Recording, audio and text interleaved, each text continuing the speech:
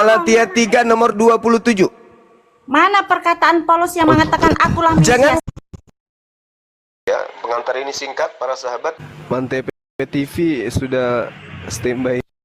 Di like, di subscribe, di share sebanyak mungkin untuk supaya mencegah sahabat-sahabat kita di luar sana tidak terpengaruh terhadap pemurtadan.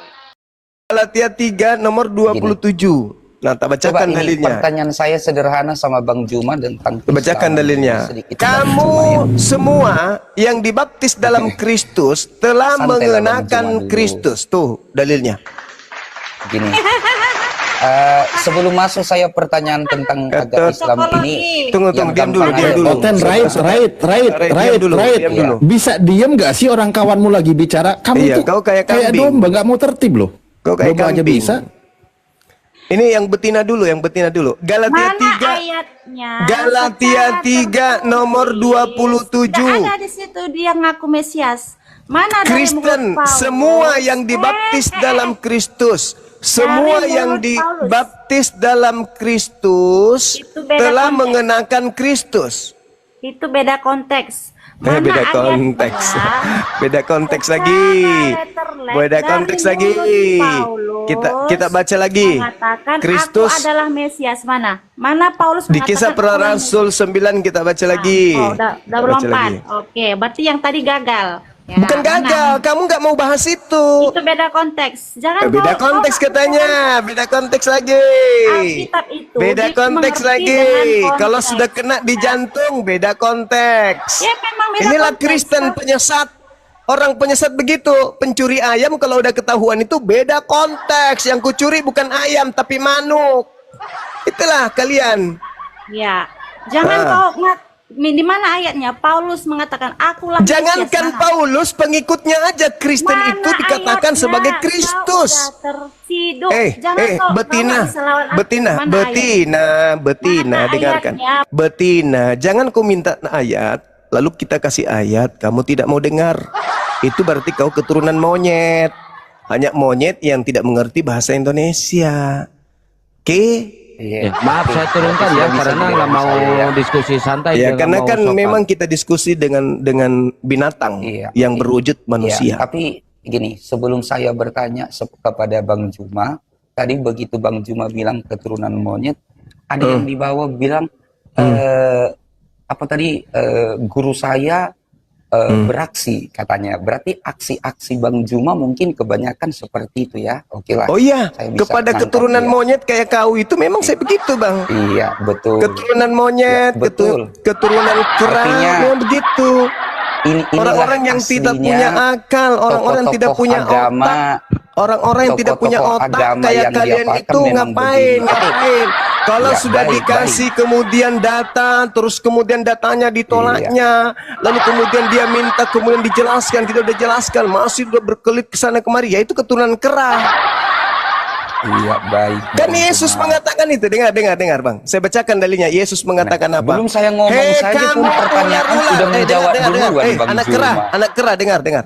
Yesus mengatakan kepada orang Yahudi, "Hai kamu ular-ular, hai kamu keturunan ular beludak." Kutanya dulu samamu. Mudah-mudahan kau ada warasnya sedikit. Yang Yesus sebut keturunan ular beludak di sini siapa? Manusia atau bukan? Kutanya dulu kau. Berarti begini Bang Juma ya. Belum saya bertanya, kutanya lebih dulu duluan kau. Jawaban. Kutanya duluan. Kutanya duluan samamu. Dengar. Oi, saudara-saudara yang di bawah belum bertanya saja saya. Bang Juma sudah bisa menjawab pertanyaan saya. Hai kamu keturunan ular beludak. Yesus mengatakan ini kepada siapa? Belum saya bertanya, Bang Juma sudah tahu jawaban dan jawabannya aduhai. Oke, sudah Bang Juma. Udah diturunkan aja anak lebih duluan jawaban dari pertanyaannya. Memang diturunkan anak jawabannya langsung luar biasa. Dadah. Bagus. Dadah anak anjing. Yesus sendiri mengatakan, "Hai kamu ular-ular, hai kamu keturunan ular beludak." Jadi kalau Yesus kita contoh ya sama dong. Hai kamu anak kera, anak monyet, Si betina si jantan, dadah. Sakit hati lu, rasain. Makanya jangan sok paten. Masuk di tempatnya orang itu harus sopan. Kalau kau dijelaskan itu kau diam. Kau bertanya itu kau diam, kita jawab. Jangan seperti anak monyet. Anak monyet enggak gitu kali.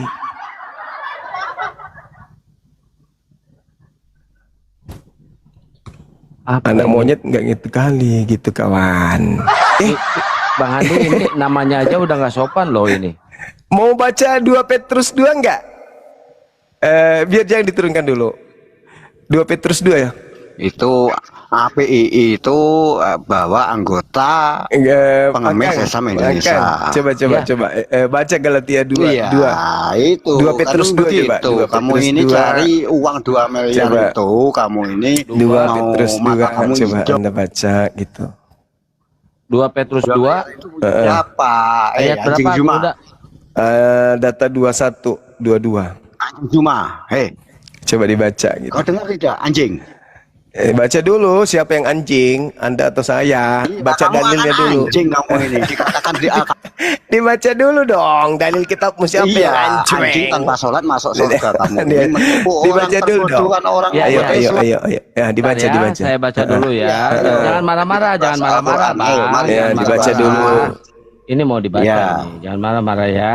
Iya. Sebagaimana ini nabi-nabi anjing Juma palsu ini. terdahulu itu ya Bunda. 2 Petrus 2 nomor 21 22. Ya, dikatakan di Siapa gimana yang itu anjing di dikatakan. sini? Ayo. Nah, di Al-Kahfi itu gimana? Siapa yang tanpa anjing sholat di masuk surga. sini? Kenapa kalian ini Ayo. sholat? Siapa yang anjing? Hah? Akan bisa dapat? Nah, kamu Enggak ini bisa. anjing, Karena toh. itu bagi Di dalam mereka yang lebih surah baik Al-Quran tidak jika boleh mereka mengucap tidak pernah sesembahan orang mengenal lain. jalan Kamu kebenaran tadi mengucap daripada Yesus pengenalan, itu tetapi sesembahan kemudian orang lain. terbalik. Aduh. Ustadz Alif itu tuh Enggak bisa ditampilin. membaca. Enggak, itu Ustadz Alif ditampilin. Oh iya, silakan, silakan. Tampilin. Ustadz Alif Kamu Ini kita baca ya. ada Juma. Ya, baca. Kita Nih. perdengarkan Kalau kepada ditanya anjing Al-Quran ini. tidak mau tahunya. Sumpah. Kita Waduh, ini siapa perdengarkan yang mau diam? kepada anjing ini. Oke. Bacakan kepada anjing. Bagi mereka Iya, iya, cocok anjing apa Juma, yang Juma dikatakan anjing, toh. peribahasa yang benar ini. Ah. Anjing kembali lagi ke muntahnya. Ya ini namanya Disebut, siapa?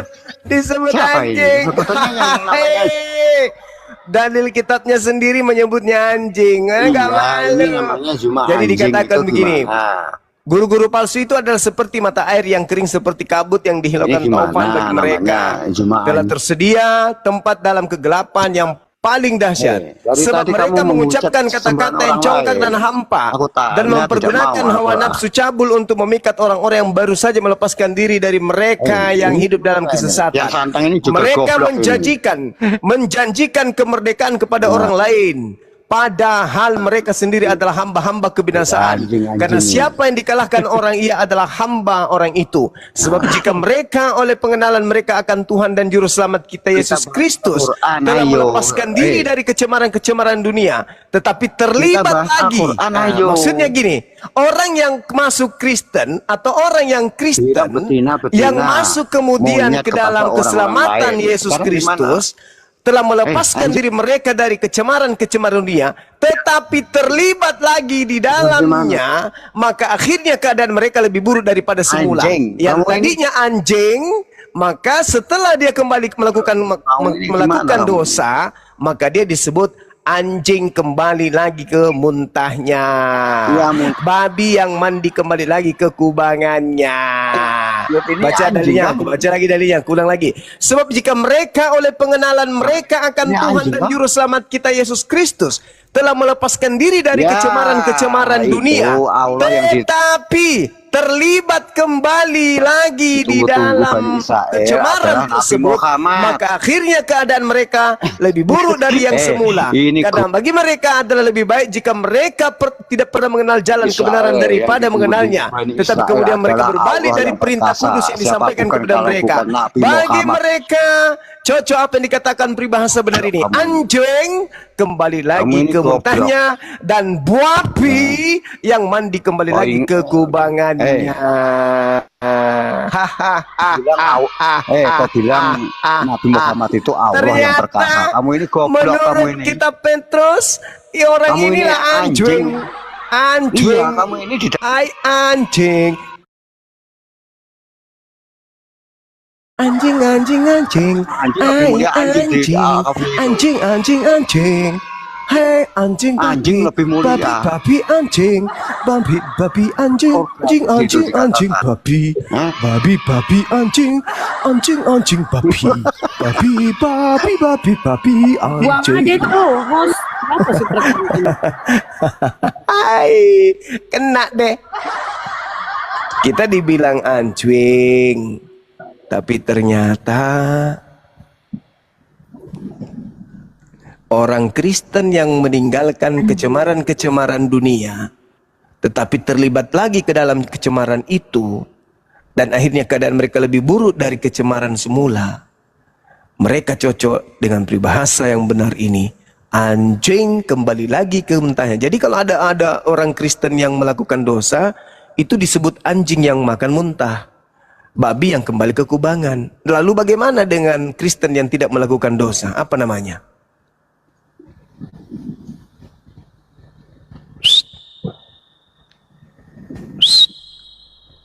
Kalau Kristen yang melakukan dosa disebut anjing yang makan muntah dan babi yang mandi di kubangan. Nah, kalau Kristen yang tidak melakukan dosa apa namanya? Apa namanya, Gurunda? Kan kalau melakukan dosa anjing yang makan muntah. Nah, anjing yang tidak makan muntah apa namanya? Anjing tidak makan muntah. Keresteng. Nah timnya ngapa Tommy Bunda? Anjing yang tidak makan muntah, anjing apa namanya? Ya, tetap anjing sabar Ya lah. tetap anjing. Tapi yang melakukan dosa, anjing yang makan muntah, babi yang kembali ke kubangan. Tapi kalau Kristen yang tidak melakukan dosa, apa namanya? Ya tetap segitu. Ya gitu. Jadi begini Bang Juma, ternyata saya sudah tahu pengajaran Bang Juma ini ya. Ternyata memang pantas Bang Juma ini kena puja-puja, memang nada bicaranya sangat bagus. Oh Kelihatannya. iya, belum tahu dia. Wuhui. Dari sudut pandang mana dilihat? Wuhui. Mungkin kalau dari sudut pandang tergantung lawannya. yang memang Saya dari tadi berdiskusi yang sampai agak-agak hampir buta 3 huruf, jam. mungkin Saya pandangannya berdiskusi begitu hampir ya. 3 jam. Tapi lawan diskusi saya tidak menggunakan seragam aslinya. Kalau Anda kan menggunakan seragam asli, wajar dong. Iya. Wajar Iya, dong. pokoknya kepada saya Kristen tepuk tangan yang dulu sama menggunakan Bang seragam Juma dulu ya Bang Juma. aslinya, Ya kan? pasti Saya hanya dong. bertepuk tangan untuk Bang Saya Juma. pasti akan memperlihatkan juga hal yang sama kepada Kristen yang asli. Pokoknya yang ini 2 Petrus 2 kepada kawan-kawan yang di bawah, yang 21, 22 muslim kepada maupun yang anjing bukan harus muslim ya. kita berlaku anjing, Saya ini kepada memberi tepuk babi tangan. harus berlaku babi. Saya berikan Babi tepuk harus tangan kepada Bang diperlakukan Juma dulu. seperti babi. Kasih moderator, Akang. Anjing harus diperlakukan sebagai anjing. Kan begitu. Orang yang sehat itu memperlakukan anjing itu dengan baik, sebagaimana anjing diperlakukan. Orang yang baik itu memperlakukan babi sebagaimana babi diperlakukan. Nah, dasar kami melakukan itu 2 Petrus 2, 20, 21, 22. Saya ulang lagi sekali lagi. Sebab jika mereka oleh pengenalan mereka akan Tuhan dan Juru Selamat kita Yesus Kristus telah melepaskan diri dari kecemaran-kecemaran dunia, tetapi terlibat lagi di dalamnya, maka akhirnya keadaan mereka lebih buruk daripada yang semula. Nah sekarang, mereka yang kemudian tunduk oleh pengenalan kepada Juru Selamat bernama Yesus Kristus, itu agamanya apa?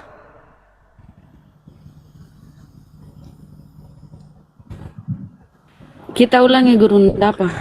Orang yang pengenalan akan Tuhan Juru Selamat bernama Yesus Kristus, itu agamanya apa? Pengenalan Tuhan. Kristen. Ah, Kristen. Data nomor 21, karena itu apabila mereka melakukan kembali kemaksiatan, maka akhirnya keadaan mereka lebih buruk daripada semula. Karena itu bagi mereka lebih baik jika mereka tidak pernah mengenal jalan kebenaran daripada mengenal tetapi kemudian berbalik murtad dari perintah kudus yang disampaikan kepada mereka. Bagi mereka cocok yang dikatakan peribahasa benar ini. Anjing kembali lagi ke muntahnya dan babi yang mandi kembali lagi ke gubangannya. Yang disebut anjing dan disebut babi di sini siapa? Kristen itu kembali. Kristen yang memang berdosa, yang berdosa. Nah, Kristen yang melakukan kecemaran-kecemaran dunia. Nah, Kristen yang tidak melakukan kecemaran-kecemaran dunia apa namanya? Tetap segitu. Ya, tetap segitu. Sama doang, iya. Sama doang. Satu kembali ke muntahnya, satu kembali ke kubangannya, satunya ya begitu aja. Maksudnya ya mungkin apa ya? Yang dipiara di rumah itu kan jinak ya. Begitu maksudnya. Ya itulah tadi kenapa makin nama Juma begitu. Makanya dikasih dia dalil nggak pernah itu. baca Bible. Tapi alhamdulillah kami Muslim kok mengharamkan babi sama anjing untuk dimakan. Iya, betul. Dan buat Saya rasa tadi orang yang tadi ini pemakan anjing, yakin saya itu pemakan segala. Kalau di Biblenya kan Deng Hendi Gurunda, babi dan anjing itu kan Serang orangnya aja yang tadi.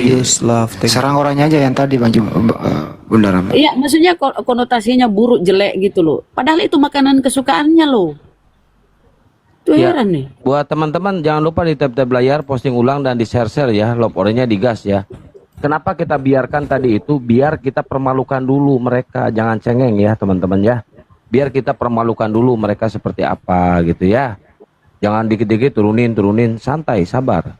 Kita punya trik untuk mempermalukan mereka gitu loh ya. Gurunda ini bukan kaleng-kaleng, ini debater dari lama. Tenang aja kalian, nonton aja kalian, nikmati aja. Sampai mereka itu kejang-kejang kesurupan ya. Semakin mereka kesurupan, semakin saya bahagia. Kita baca dalil dong ya. Iya. Kita baca dalil. Serba salah. Nanti diturunin diomelin, kenapa diturunin? Enggak diturunin kok. Diturunin kenapa diturunin? Dibiarkan kenapa enggak diturunin? Masalah kita Minimal nih. moderator mute. Biar enggak terlalu ini Gurunda toh. Mute moderator kalau mulai ini di mute moderator. Gak usah diturunin mute. Angki, Kristen Muslim, Angki. Kejang-kejang mereka kalau diskusi teman-teman. Angki. Iya, selamat malam. Malam. Jangan Iya, ini saya Bang ya, Kristen. diskusi yang bagus ya. Angki noise banget, Angki noise banget. Coba Angki pindah dulu kemana kek itu noise banget Angki. Oh, bentar. Bang. Iya. Gak enak didengarnya kalau noise kayak gitu, itu kayak suara pesawat rusak itu. Iya, pesawat rusak ya. Kalau begini? Sama kayak tadi itu Masih ya? Iya, saya di Geser. kapal soalnya ini. Oh, di kapal dia. Iya, Bunda. Ya, ini noise Agris banget ya? Mesin. noise banget. Ini Agris Muslim apa Kristen Agris?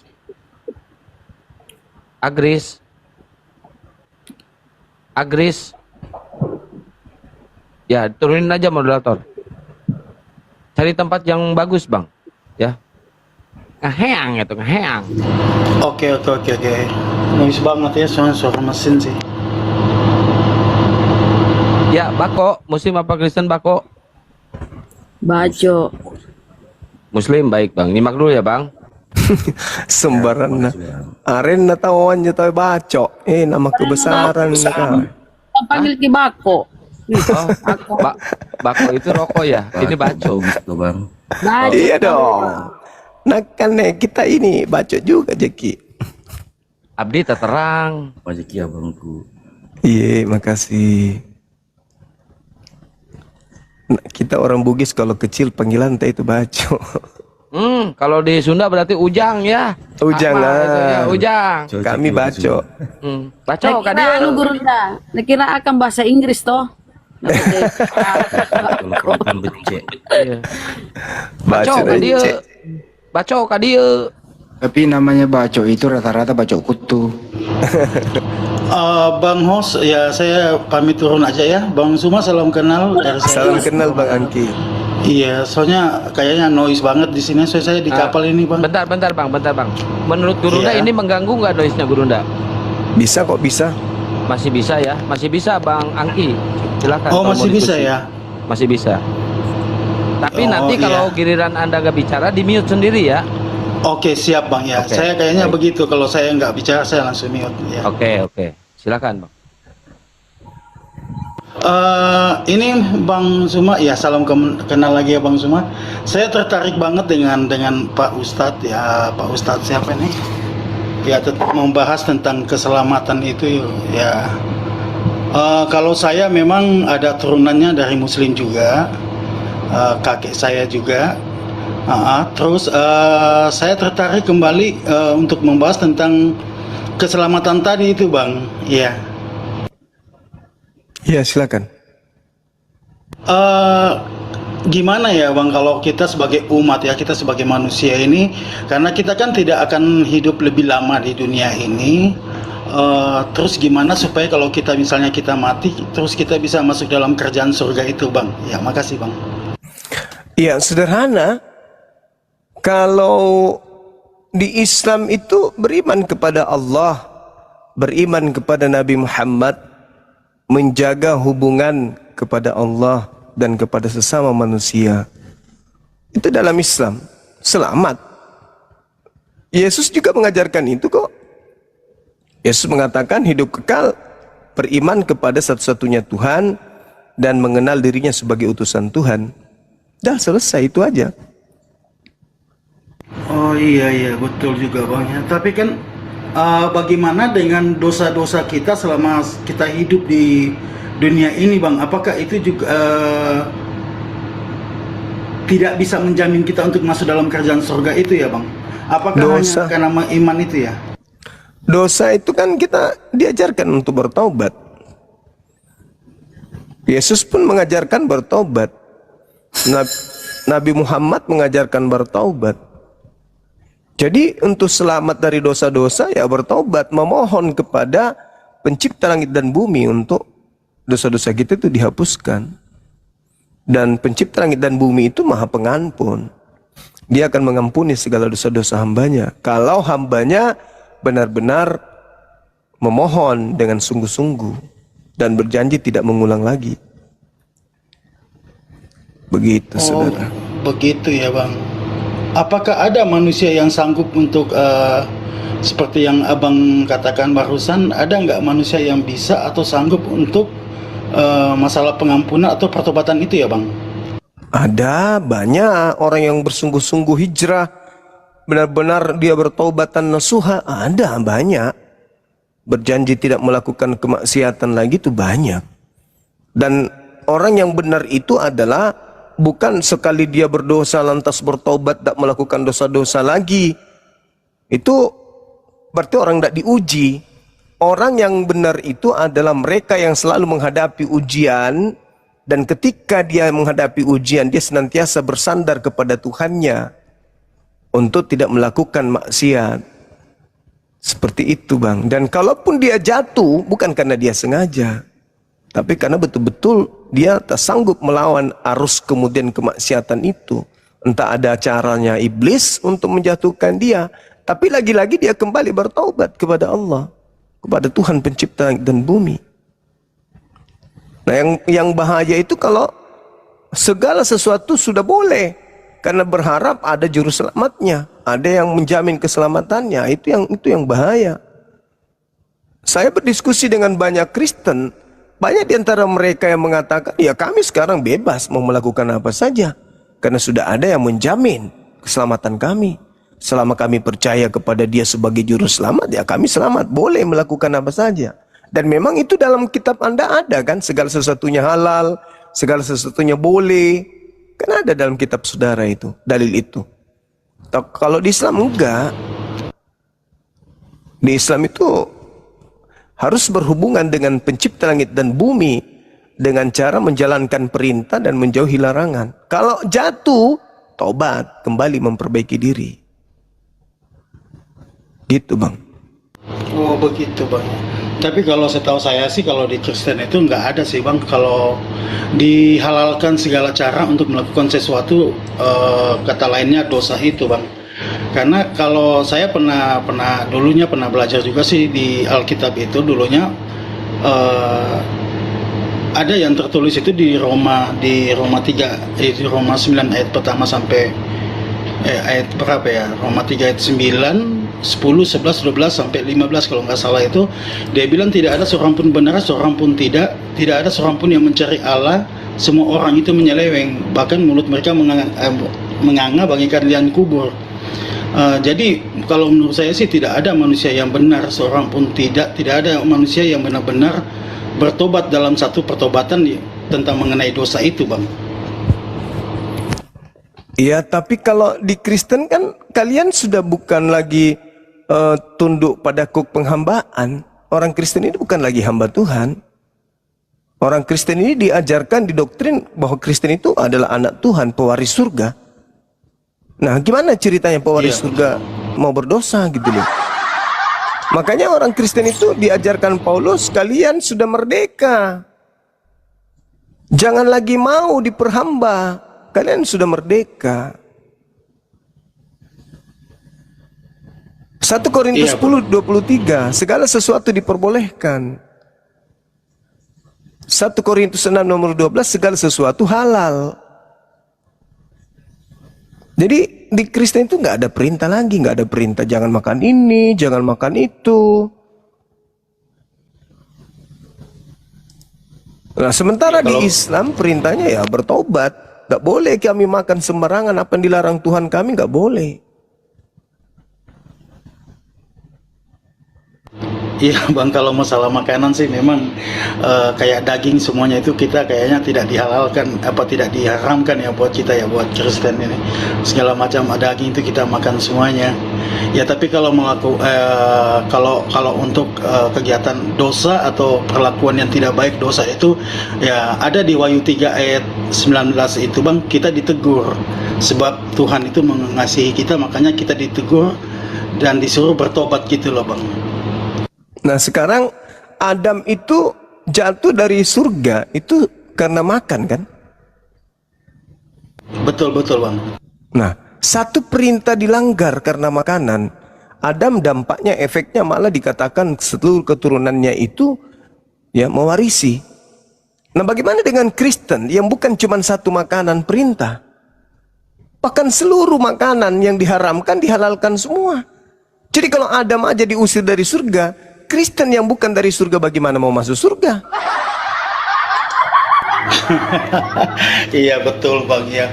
Tapi ada nggak Bang? Mungkin Abang tahu kali, tolong kasih masukan ke saya. Ada nggak di Alkitab itu berupa makanan begitu daging ya? Misalnya daging itu babi atau anjing begitu yang diharamkan itu tidak diperbolehkan untuk dimakan gitu Bang?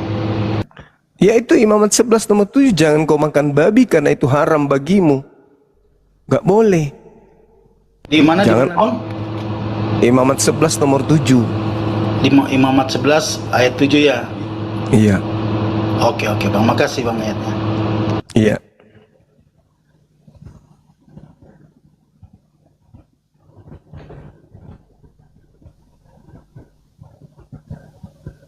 Angki ini masih Kristen ya Bang? Kristen apa? Iya, saya Kristen Pak Ustadz. Oh iya, lanjut Bang. Iya Bang, makasih. Ya, saya tadi tertarik tentang pembahasan keselamatan itu karena kalau bagi saya sih, saya hidup itu kan tidak lama lagi untuk di dunia ini. Yang saya cari itu adalah surga kekal. Nah, di situ saya mencari satu jaminan benar-benar bahwa saya bisa masuk dalam kerjaan surga. Karena bagi saya hidup di dunia ini kan hanya untuk sementara saja buat kita. Yang kita cari itu adalah surga kekal itu. Sayangnya ini Bang, sayangnya bagi Kristen tidak ada jaminan surganya. Itu yang saya diskusikan tadi. Coba kasih saya satu data jaminan keselamatan untuk Kristen itu mana gitu loh. Pendeta dua-duanya kabur, nggak menjawab itu. Kalau saya sih dulu pernah baca itu Bang, pernah juga dulu saya sekolah penginjilan, ya mungkin Bang Suma tahu juga sekolah penginjilan itu pada saat saya masih SMA dulu, dan juga saya dapatkan di situ bahwa jaminan kita itu lewat Yohanes 3:16 itu Bang. Dan juga seperti yang saya bilang tadi yang tentang masalah dosa itu tidak ada seorang pun benar itu dapat kelengkapan ayatnya itu di Roma 6 ayat 23 Bang. Sebab dosa ialah maut, tapi kan di situ ada ayat kelanjutannya Bang. Tapi karena kasih karunia kamu diselamatkan oleh iman. Begitu Bang. Iya, jadi gini Bung. Kalau Anda mengatakan Yohanes 3 data 16 ini yang menyelamatkan kemudian sebagai jaminan, sebenarnya itu jauh panggang dari api. Karena begitu besar kasih karunia, kasih Tuhan akan dunia ini, sehingga Tuhan mengurniakan anak yang tunggal, supaya setiap orang yang percaya kepadanya, percaya kepada Yesus. Iya. Bukan kepada yang lain kan? Nah, iya, Yesus berkata, "Aku diutus hanya kepada domba yang sesat dari umat Israel." Pertanyaannya, apakah Anda percaya? Domba yang sesat Dari Bani Israel. Dari umat Israel ya? Iya. Iya, karena Yesus itu kan termasuk disalibkan oleh orang-orang Taurat itu dari Israel itu ya Bang? Iya, maksud saya, kan Anda mengatakan jaminan keselamatan Anda itu Yohanes 3:16. Ternyata jaminan di situ kalau percaya kepada Yesus. Iya. Nah, cakupan percaya di sini harus berhati-hati.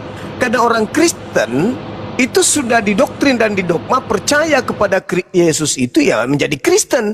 Percaya kepada Yesus itu ya menyembah Yesus. Percaya kepada Yesus itu adalah ya beriman sebagaimana Kristen beriman. Padahal itu salah. Percaya kepada Yesus justru jangan jadi Kristen. Harus jadi Yahudi. Itu masalahnya, harus jadi Yahudi. Kalau percaya kepada Yesus, harus jadi Yahudi yang percaya akan kerasulan Yesus. Aku diutus hanya kepada domba yang sesat. Dari mana? Dari umat Israel. Nah, kalau begitu, apakah Anda percaya Yesus itu adalah utusan Tuhan pencipta langit dan bumi untuk umatnya, yaitu umat Israel? Kalau Anda percaya, keluar dari Kristen. Karena Kristen itu tidak diajarkan oleh Yesus. Di Islam, tempatnya orang percaya bahwa Yesus itu adalah utusan Tuhan bagi kaumnya Bani Israel. Itu di Islam baru betul. Tapi kalau di Kristen, orang Kristen mengaku Yesus diutus untuk Kristen. Mau dia orang Hindu, mau dia orang Bali, mau dia orang Makassar, mau dia orang Bugis, mau dia orang Batak, mau orang Jawa. Kalau Kristen, maka mereka pasti meyakini Yesus diutus untuk diri-diri mereka. Sementara dalilnya, aku diutus hanya kepada manusia Israel. Katanya percaya kepada Yesus, padahal tahu Yesus hanya untuk umat Israel. Dia tahu dirinya adalah orang Bugis. Kenapa pula dia percaya Yesus itu untuk dirinya? Pede pula tuh ke gereja. Padahal Yesusnya mengaku, aku diutus hanya umatku Bani Israel. Sehingga ketika orang Kristen nanti bertemu dengan Yesus, berdasarkan Matius 7 nomor 22-23, orang Kristen ini pada diusir oleh Yesus. Pada hari terakhir nanti banyak orang memanggil aku Tuhan, Tuhan. Bukankah kami bernubuat, mengusir setan, bermujizat pakai namamu, wahai Yesus? Pada saat itulah aku Yesus akan berterus terang kepada mereka, enyahlah daripadaku, aku tidak mengenal kalian, kalian semua adalah pembuat kejahatan. Nah loh, jadi sia-sia dong ke gereja nyembah Yesus sampai pada level bisa bermujizat, mengusir setan, ngobati orang, tapi begitu ketemu Yesus diusir. Lalu mana keselamatannya? Nabi Muhammad satu-satunya jalan terakhir, tapi Anda tidak mengakuinya. Kepada Yesus, Yesus tidak mengakui. Anda mau kemana? tak ada jalan, neraka. Tapi kalau Anda menjadi Islam, Anda mengakui bahwa Yesus adalah Rasul yang suci, yang diutus oleh pencipta langit dan bumi untuk kaum Israel. Itu kalau di Islam. Berarti apa yang diajarkan Yesus, hidup kekal itu adalah mereka mengenal Engkau satu-satunya Tuhan dan mengenal Yesus Kristus yang Engkau utus. Nah, umat Islam percaya enggak bahwa Tuhan yang mengutus Yesus itu adalah satu-satunya Tuhan? Percaya. Umat Islam percaya enggak kalau Yesus diutusan untuk kaumnya Bani Israel? Percaya. Berarti umat Islam ini berdasarkan data itu, umat Islam masuk hidup kekal. Kalau Kristen ditanya, wahai Kristen, iya paman, apakah Anda percaya konsep keselamatan yang diajarkan Yesus? Percaya. Yesus mengatakan hidup kekal itu adalah mereka mengenal Engkau satu-satunya Tuhan. Apa kata Kristen? Percaya. Apakah Yesus Tuhan? Ya. Apakah Bapa Tuhan? Ya. Roh Kudus Tuhan? Ya. Satu-satunya atau tiga-tiganya? Tiga tapi satu. Mulai ngaco kan? Kacau. Dan mengenal Yesus yang Kau utus. Nah, sekarang ditanya, apakah kau mengenal Yesus sebagai utusan? Kenal. Coba intip di gereja, siapa yang mereka sembah? Yesus. Berarti mulut mengatakan utusan, tetapi prakteknya Yesus adalah Tuhan. Jadi dua-dua syarat mendapat hidup kekal itu nggak ada di Kristen. Hidup kekal itu adalah satu, mengenal Engkau satu-satunya Tuhan yang benar. Kedua, dan mengenal Aku yang Engkau utus. Nah, ada satu Tuhan yang harus dikenal, ada satu utusan Tuhan yang harus dikenal. Tapi Kristen disetarakan semua, disehakikatkan semua. Berarti Kristen tidak memperoleh hidup kekal. Karena satu-satunya Tuhan ditambah dengan Yesus, ditambah burung merpati, gagal satu-satunya. Dan Yesus sebagai utusan, tapi ditambah lagi, dan Yesus adalah Tuhan sendiri yang datang dalam rupa manusia, gagal lagi. Dua-duanya gagal. Maka wajar ketika Yesus bertemu dengan orang Kristen, Yesus mengatakan, aku tidak mengenal kalian, kalian semua adalah pembuat kejahatan. Kemana perginya pembuat kejahatan? Ya ke neraka. Kemana lagi?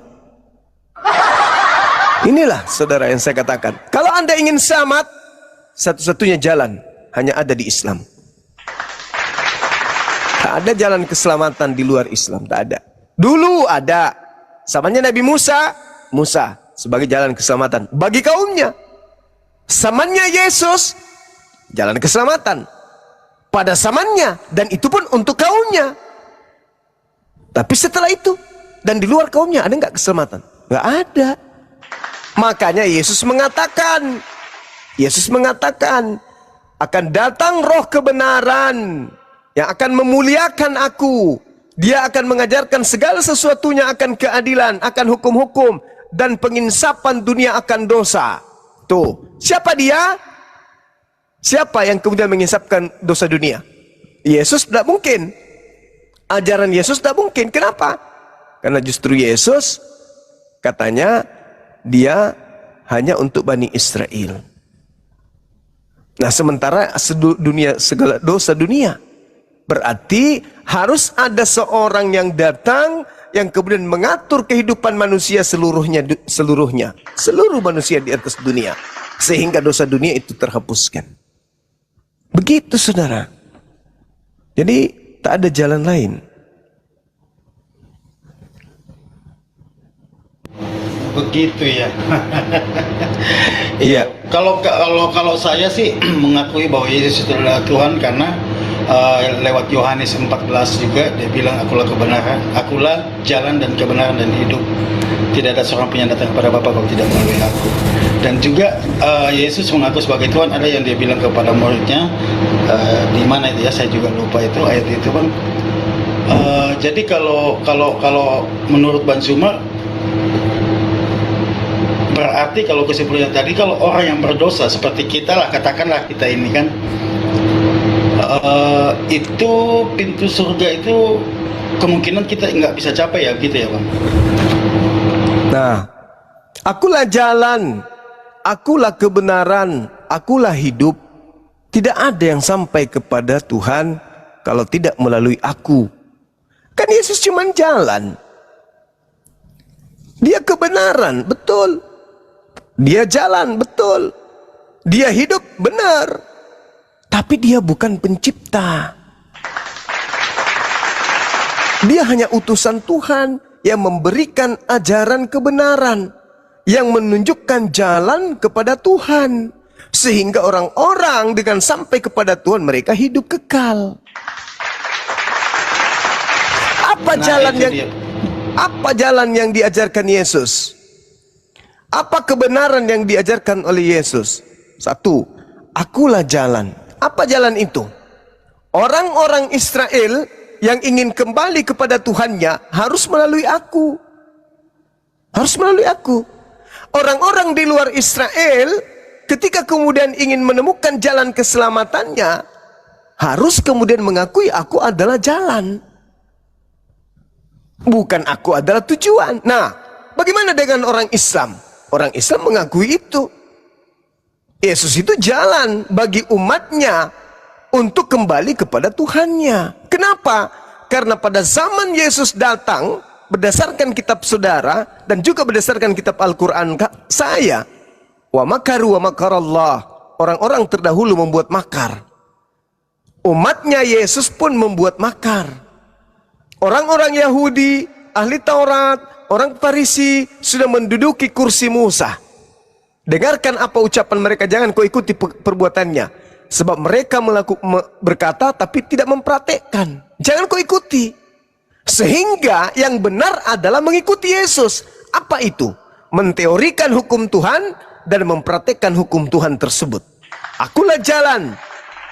Jalannya apa? Terima aku sebagai utusan Tuhan yang datang kepada kalian. Itulah jalannya. Akulah kebenaran.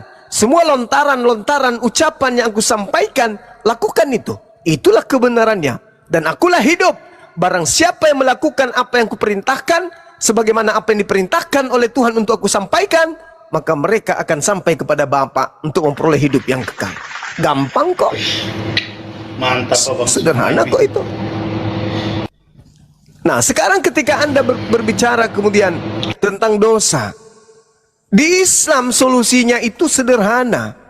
Dalil-dalil di Islam itu, Bung, kalau kita mau selamat, innalladzina qalu rabbunallah thumma istaqamu tatanazzalu alaihimul malaikatu alla takhafu wa la tahzanu wa abshiru bil jannah. Sesungguhnya orang-orang yang berkata bahwa Tuhan kami adalah Allah, kemudian dia teguh di dalam ucapan itu, dia tidak lari dari ucapan tersebut, maka kabarkanlah kabar gembira kepada mereka, yaitu tentang surga yang dijanjikan oleh Allah kepada mereka. Di Islam sederhana, hanya mengatakan Rabbunallah, Tuhan kami adalah Allah. Maka apa imbalannya? Surga. Hanya saja di Islam itu tidak boleh munafik. Ketika umat Islam mengatakan Tuhanku adalah Allah, buktikan bahwa Allah adalah Tuhanmu. Dengan jalan apa? Lakukan perintahnya, jauhi larangannya. Itu berarti Anda tidak lari dari ucapan saudara. Kalau Anda mengatakan Prabowo adalah presidenku, buktikan kalau kamu adalah rakyatnya yang baik dengan mematuhi perintah-perintah, aturan-aturan yang mengikat kemudian sebagai warga negara. Itu berarti Anda sebagai warga negara yang baik. Kalau Anda mengatakan Prabowo presidenku,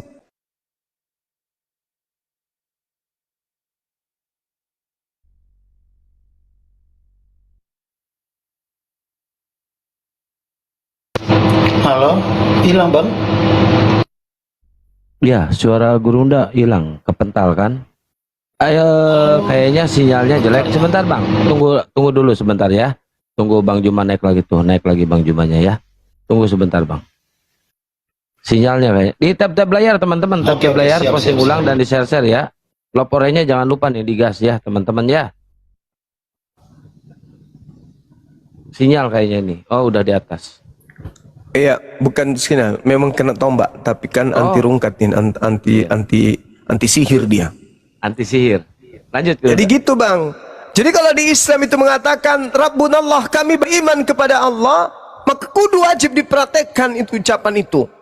harus diperhatikan. Sama seperti ketika saya percaya kepada Yesus, Anda harus betul-betul percaya. Yesus mengatakan, aku diutus hanya kepada domba yang hilang, yang sesat dari umat Israel. Percaya dong. Hidup kekal itu adalah mereka mengenal Engkau satu-satunya Tuhan dan mengenal Yesus Kristus yang Engkau utus. Ya kudu percaya dong kalau Yesus itu anak utusan Tuhan untuk kaumnya Bani Israel. Jangan yang Bang, lain. Ini pertanyaan aku mungkin yang terakhir, Bang. Kalau saya Silakan. simpulkan memang dari apa yang abang berikan materi ajaran sama saya ini sangat luar biasa buat saya. Saya mau tanya ini, Bang, kalau memang menurut apa yang abang katakan itu di Islam itu bisa ada jaminan satu kehidupannya kekal, yaitu yang di surga sana. Pertanyaan saya, apakah Nabi Muhammad yang jadi jalan dari umat Islam ini udah berada di kerajaan surga itu ya, Bang? Jadi gini, saudara. Di dalam Al-Quran dikatakan, surah Ali Imran ayat 169, Allah Subhanahu wa taala menjelaskan, bismillahirrahmanirrahim, wala tahsabannal ladzina qutilu fi sabilillahi amwata bal ahya inda rabbihim yurzaqun. Jangan sekali-kali kamu mengira bahwa orang-orang yang gugur di jalan Allah itu mati. Sebenarnya mereka itu hidup dan dianugerahi rezeki di sisi Tuhannya. Nih, dalam Islam nih, bukan cuma Nabi Muhammad, seluruh umat Islam, ketika dia meninggal, dia gugur kemudian di jalan, ia beriman kepada Allah. Kata Al-Quran, kata Allah, jangan kau berpikir mereka itu maut, mereka itu mati. Enggak, mereka hidup, berada di sisi Tuhannya. Kalau orang Kristen mengatakan Tuhan itu di mana? Di surga. Berarti umat Islam berada di sisi Tuhannya. Di mana? Di surga. Bukan cuma Yesus, bukan cuma Nabi Muhammad, tapi seluruh umat Islam yang mati di jalan Allah, illa wa antum muslimun, mereka hidup, mereka enggak mati. Secara kasat mata kita melihat mereka dikubur, karena itu adalah pintu menuju kepada kehidupan berikutnya. Tapi sejatinya mereka hidup di sisi Tuhannya. Al-Quran itu yang mengatakan, bukan Bang Suma, wala tahsabannal ladzina qutilu fi sabilillahi amwata bal ahya inda rabbihim yurzaqun. Maka umat Islam yang takut akan kematian tetapi ingin hidup yang kekal, namun faktanya kita tetap akan mati, maka berimanlah kepada Allah. Jangan ragu tentang itu. Anda tidak akan mati, melainkan Anda hidup yang kekal di sisi Allah. Dalil. Takut akan kematian? Maka berimanlah kepada Allah. Anda tidak akan mati. Anda hanya pindah alam sejenak, habis itu Anda bersama dengan Allah. Al-Quran yang memberi jaminan itu. Bal ahya inda rabbihim yurzaqun. Melainkan mereka hidup dan mendapatkan rezeki di sisi Tuhannya. Subhanallah. Lanjut. Oke, Bang, makasih penjelasannya, Bang. Berarti kalau menurut Bang Zuma barusan katanya seluruh umat, seluruh manusia yang menganut agama agama Muslim akan bisa mendapatkan satu jaminan di surga kekal. Yang menjadi pertanyaan saya, berarti kita kembali ke pembahasan tadi, Bang. Apakah pada saat dia hidup di dunia ini penuh dengan dosa itu pun bisa dijaminkan untuk masuk dalam kerajaan surga, begitu ya, Bang? Allah Subhanahu wa taala menjelaskan dalam Al-Qur'anul Karim, apa kata Allah? Yauma yajma'ukum liyaumil jam', dzalika yaumut taghabun, wa may yu'min billah wa ya'mal salihan yukaffir anhu sayyi'ati wa yudkhilhu jannah tajri min tahtiha al-anhar khalidina fiha abada, dzalikal fawzul azim. Ingatlah hari ketika Allah mengumpulkan kamu semua pada hari berhimpun, yaitu hari kiamat. Lalu Allah mengatakan, itulah hari pengungkapan segala dosa-dosa manusia. Lalu, barang siapa yang beriman kepada Allah dan mengerjakan amalan-amalan kebajikan, niscaya dia akan menghapuskan dosa-dosanya dan memasukkannya ke dalam surga, mereka kekal di dalamnya. Itulah kemenangan yang agung. Jadi di Islam, kalau orang Islam melakukan dosa, lalu mereka bertaubat, menyesali perbuatan dosa tersebut, maka kelak di hari kiamat dosa-dosanya dihapuskan oleh Allah dan dimasukkan ke dalam surga. Mereka kekal di dalamnya, khalidina fiha abada. Abada. Maaf. Jelas itu. Iya, emang mantap banget Bang Suma ini. Tapi kalau setahu saya Bang, pertobatan manusia itu kalau selama dia masih hidup, kalau dicubit dagingnya masih terasa sakit, dia itu tidak akan pernah namanya luput dari dalam dosa itu ya Bang. Kalau memang contohnya misalnya saya pada saat ini ya saya bertobat nih, saya langsung benar-benar saya berserah, saya bermohon, saya minta bahwa saya benar-benar saya bertobat. Tidak mungkin kalau besoknya itu dia tidak akan melakukan perbuatan dosa lagi itu Bang. Nah yang jadi pertanyaan, apakah dosa itu harus menumpuk, dia bertobat dan perbuat dosa lagi, minta ampun lagi, dan besoknya lagi dia bertobat, dia melakukan dosa lagi, dia minta ampun lagi, sampai saya terusnya begitu ya Bang? Nah gini Bang, Anda boleh baca Roma 5 nomor 20, di mana dosa semakin banyak, di situ kasih karunia Tuhan makin berlimpah-limpah. Ya, itu PR Anda untuk mempelajari dalil kitab saudara. Tapi kalau di Islam, ketika umat Islam itu berdosa, lalu kemudian bertaubat kepada Allah, lalu dosanya dihapuskan.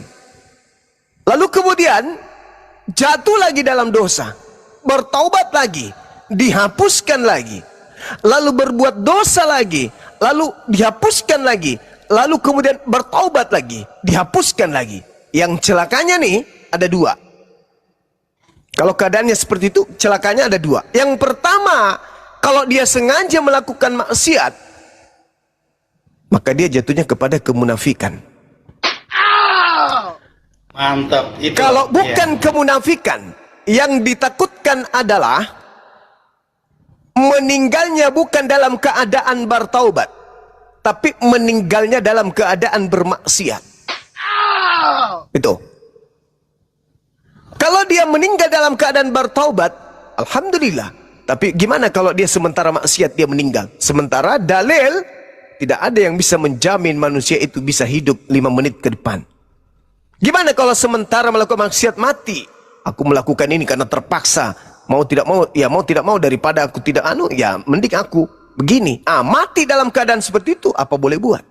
Tapi kalau dalam kaidah Islam, ketika ada orang berdosa, bertaubat kemudian, taubatan nasuha, bersungguh-sungguh untuk tidak lagi melakukan dosa tersebut, maka dihapuskan oleh Allah.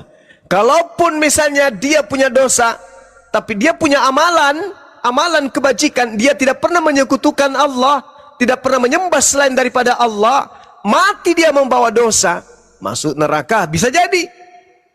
Tetapi dia akan kelak dikeluarkan setelah dosa-dosa yang dihapuskan di neraka. Apa kata Quran? Innallaha la yazlimu mithqal zarrah wa in taku hasanatan yudaifha wa yu'ti min ladunhu ajra azima. Itu kalau nggak salah dalam Al-Quran, An-Nisa ayat 40. Sesungguhnya Allah tidak akan menzalimi walaupun sebesar zarrah. Innallaha la yazlimu mithqala zarrah.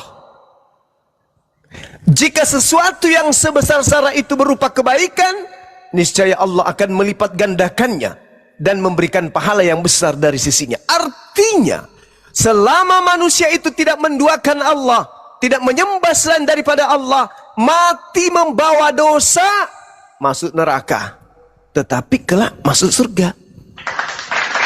Coba kita lihat di dalam Mazmur 66 nomor 12. Engkau telah membiarkan orang-orang melintasi kepala kami.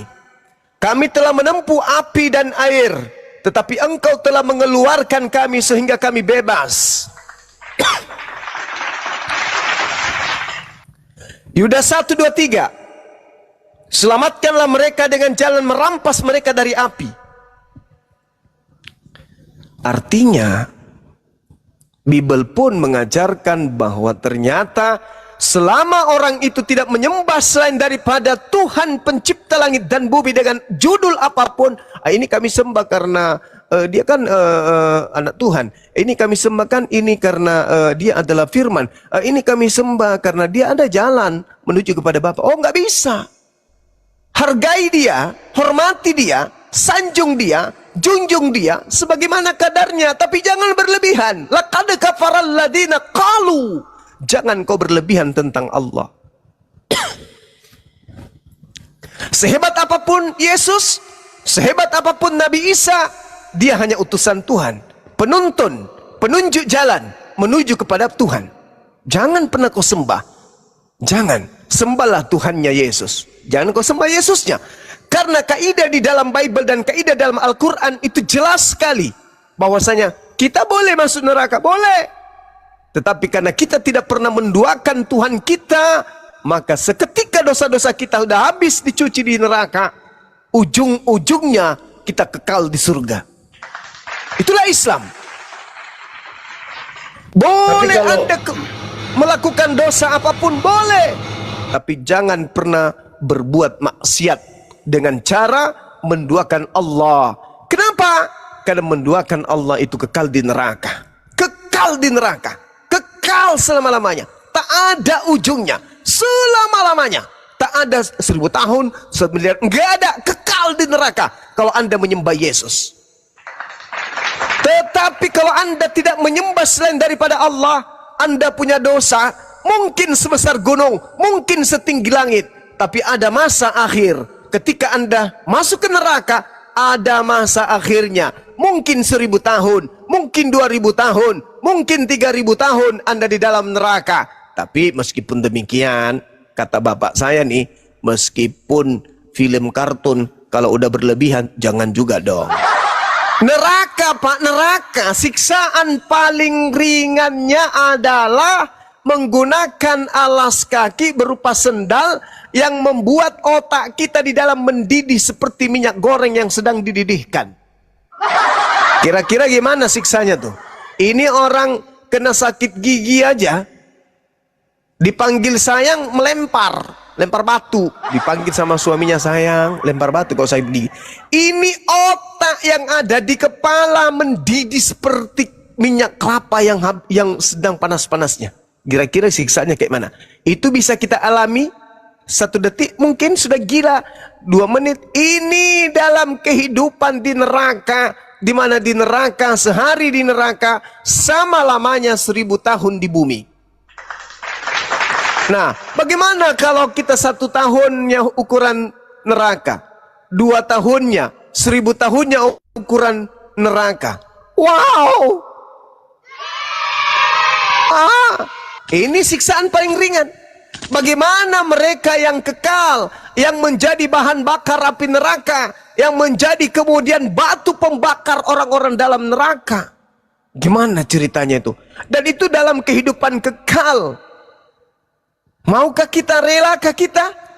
Na'udzubillah summa na'udzubillah. Saya mati dalam keadaan Islam, saya beriman kepada Yesus. Yesus utusan Tuhan. Beriman kepada Nabi Muhammad sebagai roh pembawa kebenaran. Masuk surga. Kalau Anda mati dalam keadaan Kristen, Anda tidak mendudukan Yesus sebagai utusan Tuhan. Mulut, iya, tapi faktanya di gereja Anda menuhankan dia. Berarti Anda menduakan Bapa. Dan Anda tidak beriman kepada Nabi Muhammad. Sementara Yesus mengatakan, akan datang roh kebenaran memuliakan aku. Dia tidak berkata-kata dari dirinya sendiri. Apa yang dikatakan adalah apa yang diperintahkan untuk ia katakan.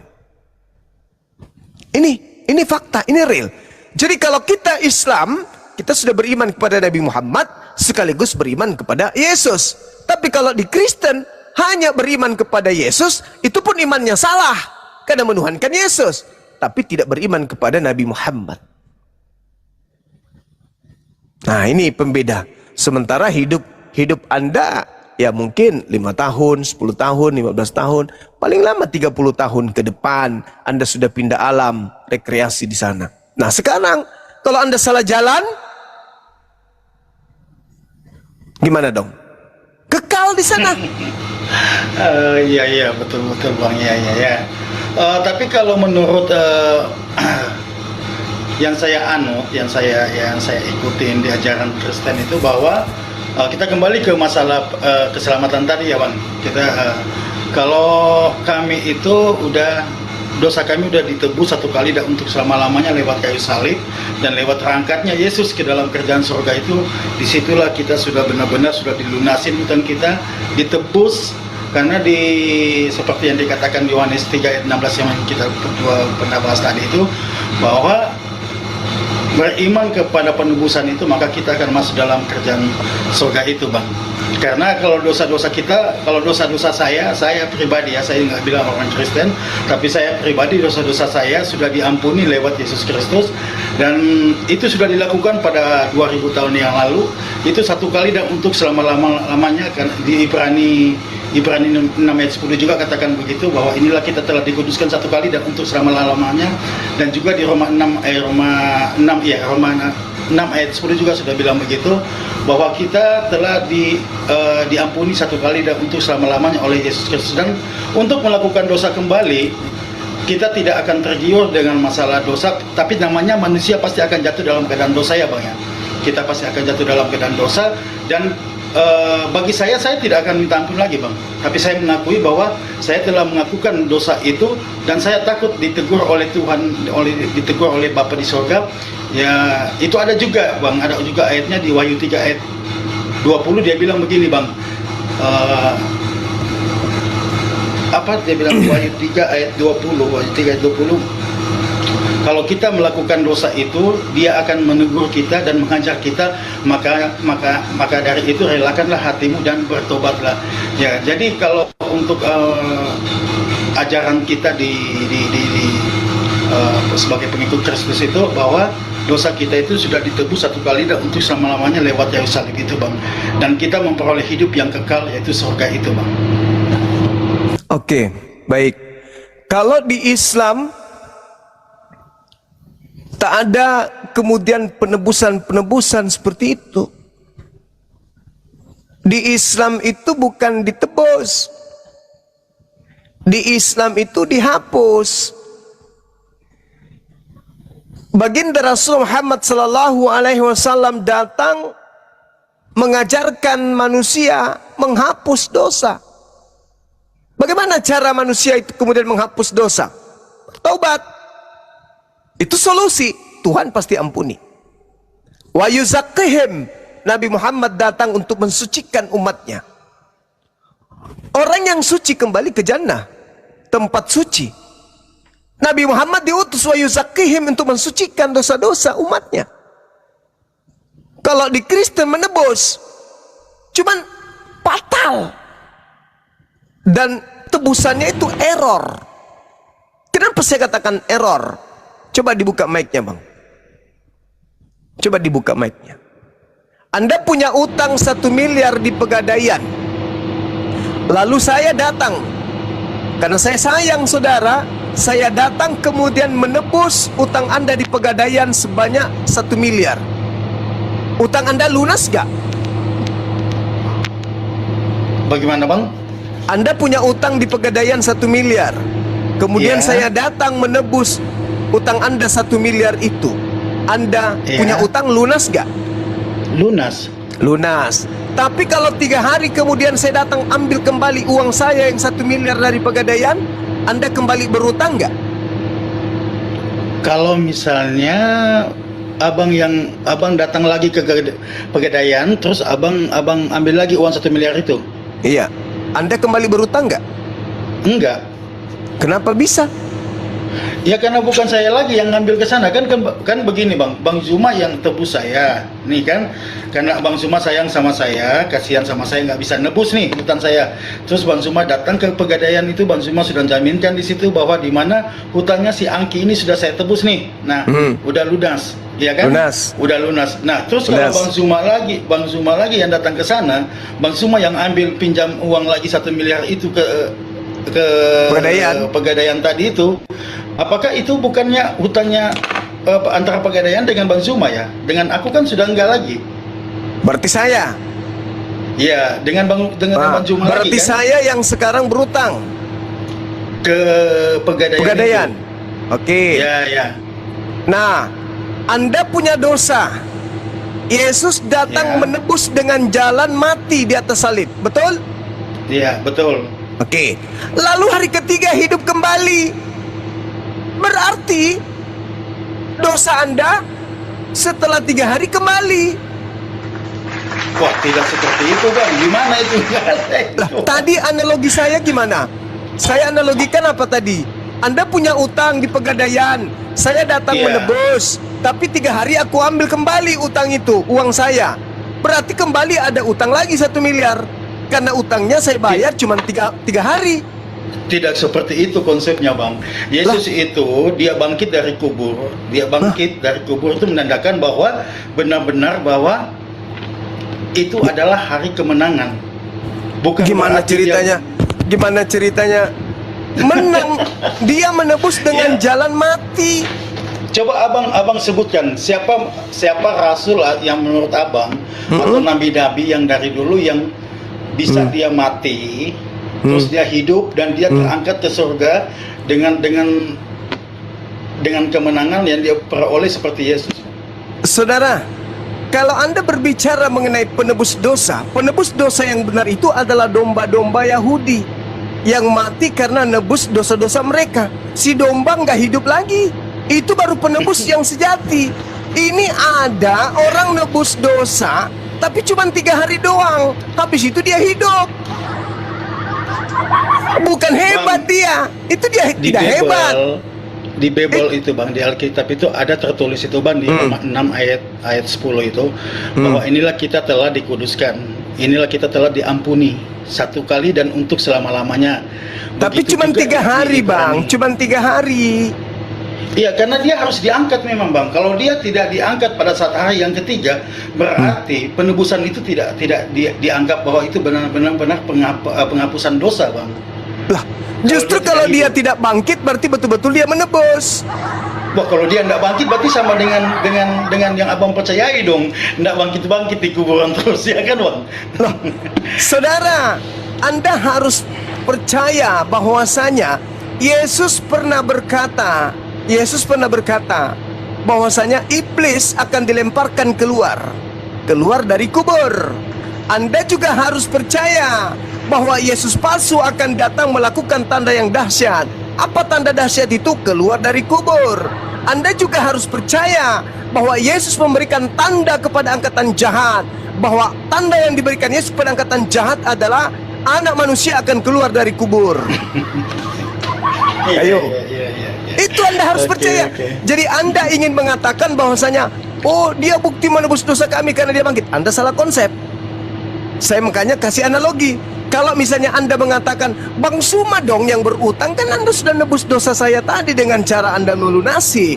Nah, ketika Anda menarik uang Anda, berarti Anda dong yang sekarang berurusan dengan Pegadaian.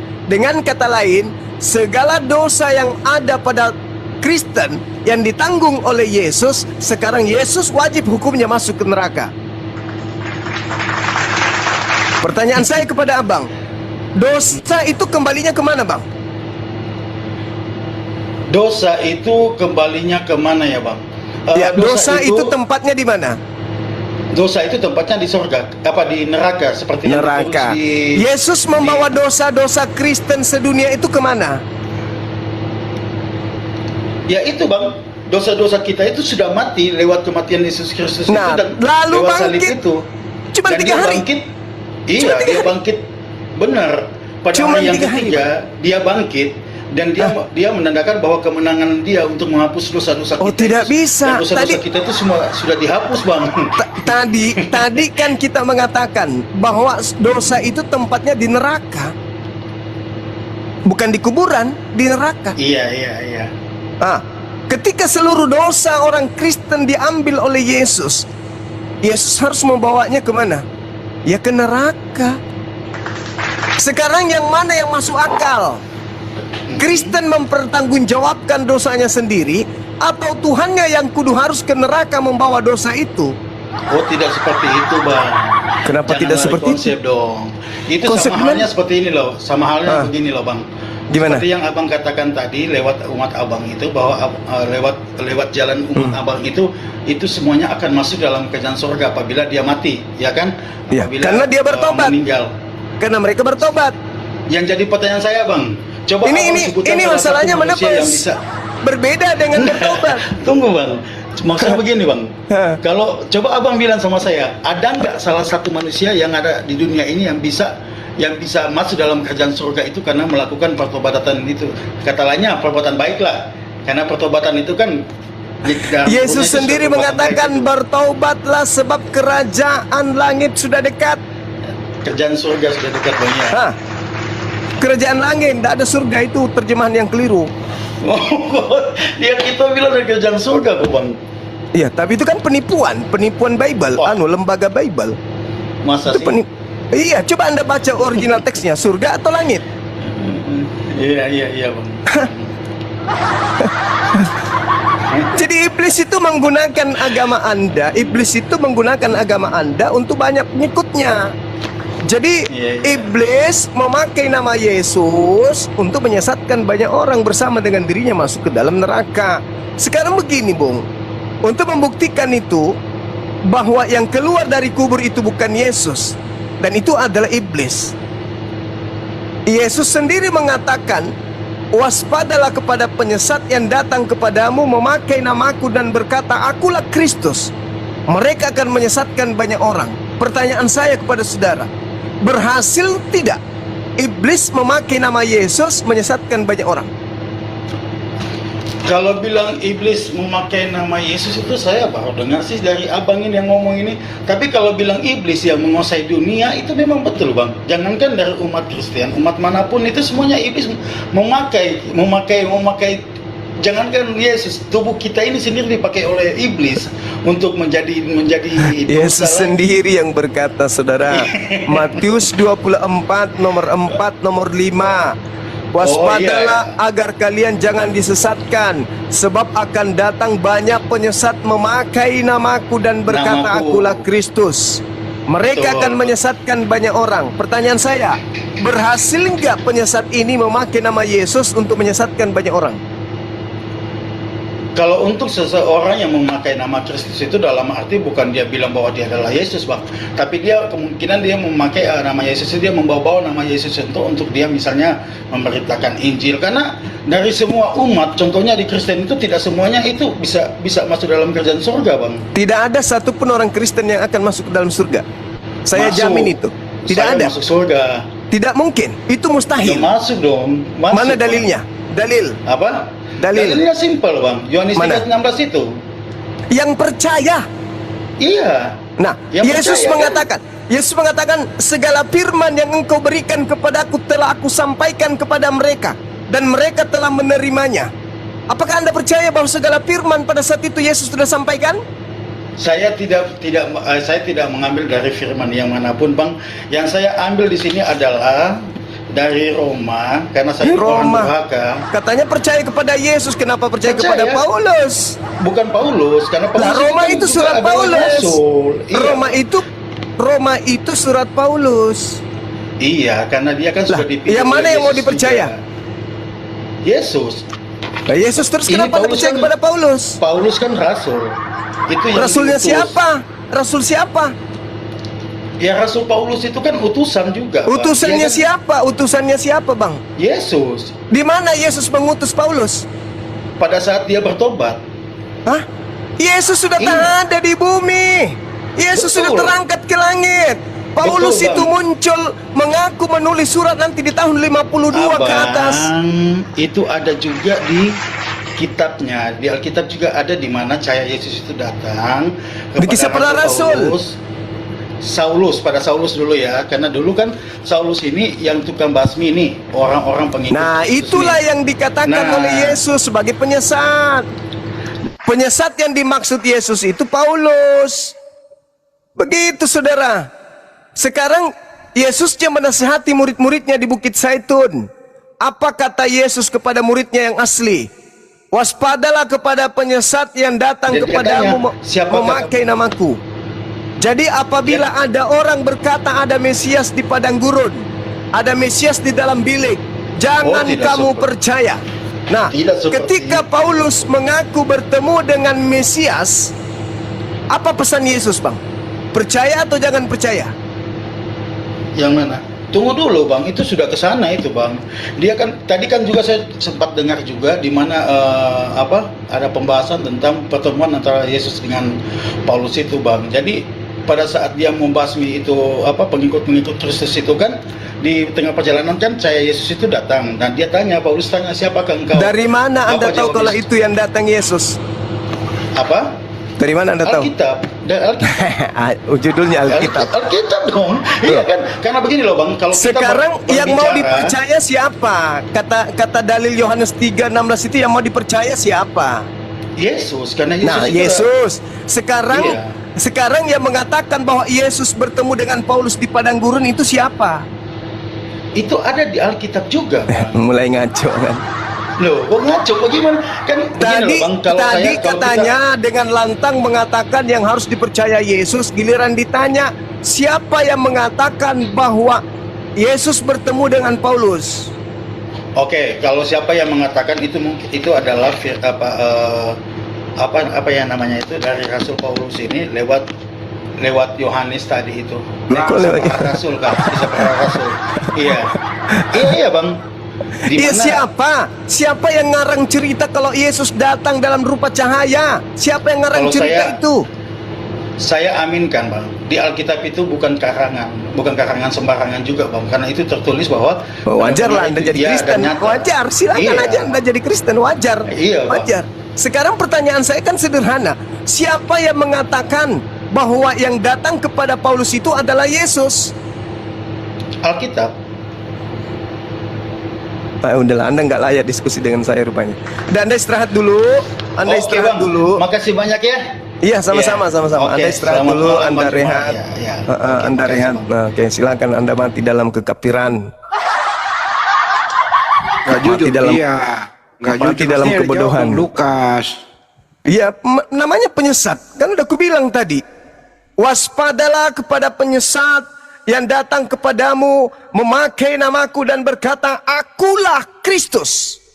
Mereka akan menyesatkan banyak orang. Kan ucapan saya jelas kan? Iblis memakai mereka untuk menyesatkan banyak orang. Saya tadi membawa data di dalam Galatia 3 nomor 27. Barang siapa yang dibaptis dalam Kristus, maka dia telah memakai Kristus.